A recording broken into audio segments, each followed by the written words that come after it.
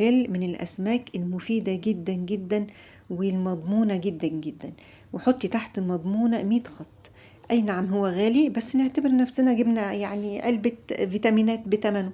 بس يعني ما شاء الله، يعني القيمة الغذائية فيه عالية جدا جدا. تعالوا بقى لما نعمله بطريقة سهلة وبسيطة وكمان صحية جدا.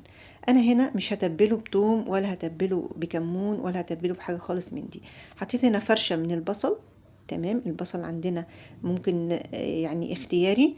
وعندي هنا شوية من الزعتر على شوية من الملح وبس كده وشكرا. هنا زعتر ناعم عندي اللي هي دقة الزعتر الفلسطيني. تمام، حطيت على شوية ملح وبدأت ان انا اتبل واحدة واحدة كده بالشكل ده. تمام.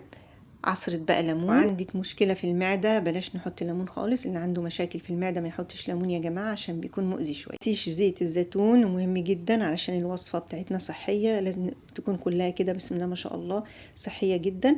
زيت زيتون او زيت دوار الشمس او يعني اي زيت صحي. حطيتها بقى في الفرن، غطيتها بالفويل وحطيتها في الفرن. قربت تستوي بدأت ان انا ارفع الغطا وادي فرشة كده من الكاتشب او اي صلصة بيوري عندك في التلاجة. انا طلعتها كده من التلاجة وعملتها بالشكل دوت. ومع الصوص طبعا باخد بالفرشة كده من الصينية من تحت واحط فوق بالشكل ده.